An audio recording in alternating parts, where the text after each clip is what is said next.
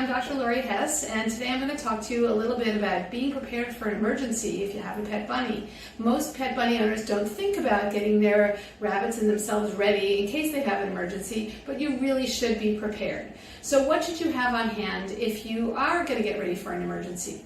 The first and probably the most important thing you can have is a safe carrier. Something that is secure and potentially non-chewable. I mean, this is an okay carrier. It's mesh. Most bunnies won't chew through this, but ideally you'd want to have something even better, which would be something solid and plastic. You'd be amazed how many people bring their bunnies in cardboard boxes or just carry them in their arms into the animal hospital, and that's really not safe. A bunny could jump out of your arms, you could drop it. There's so many reasons not to do that. So a safe, secure carrier that seals so the bunny can't get out or chew his way out. And then ideally a towel. So you want to have a towel both in the bottom of the carrier to keep the bunny comfortable and warm and not sliding around if you're driving.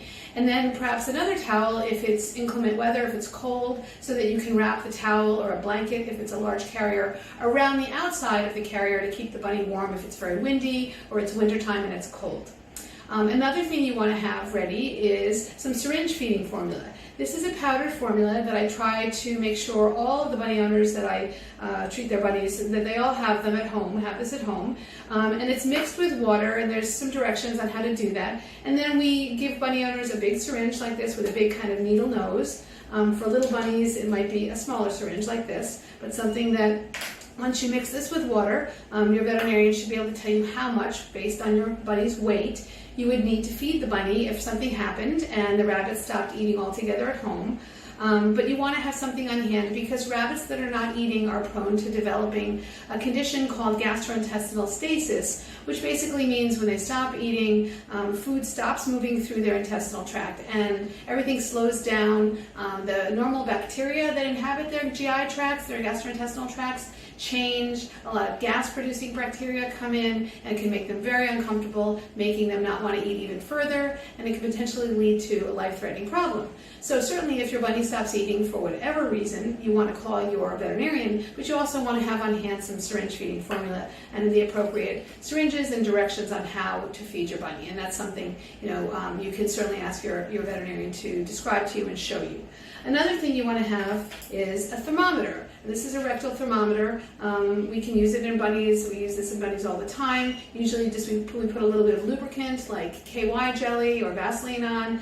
And you should learn to be able to take the temperature of your rabbit. Again, something your veterinarian can show you. Ideally, you want to have two people to do that, and we'll just pick up a bunny like this and kind of flip them up and support their back really well. And then if you have a helper, you can insert the thermometer.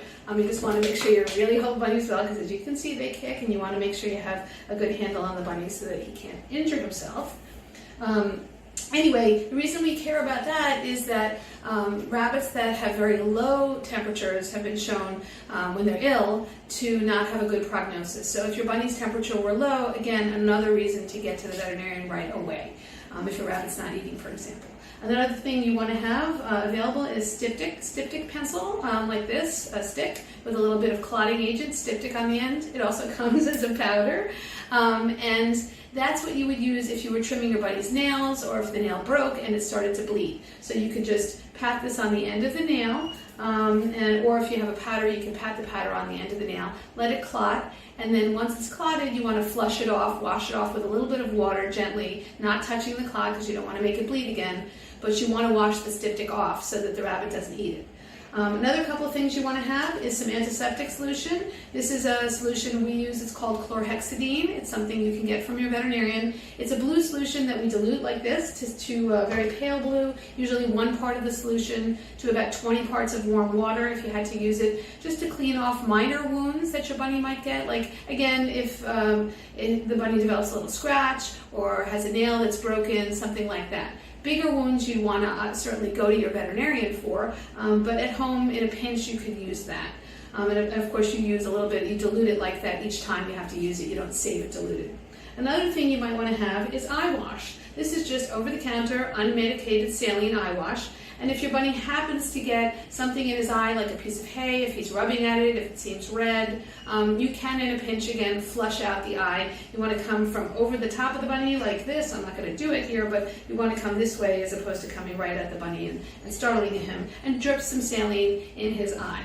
Certainly, again, with a rabbit who is rubbing his eye a lot, if there's a lot of discharge coming out of the eye, you want to contact your veterinarian. But that's something that's a fairly harmless thing to do. So you want to have an evacuation plan with your family. Make sure you know who is getting the bunny's carrier, who's getting the bunny, who's getting the blanket, that type of thing. And you certainly want to always have on hand your veterinarian's number, and also the number of perhaps a 24-hour hospital in your area that will treat rabbits if it is after hours, at nighttime, or on a weekend when your regular vet is closed. So those are some really important things that I think all bunny owners should know and be thinking about at home, just in case there is an emergency. It's better to be safe than sorry, so be prepared and get your emergency kit together.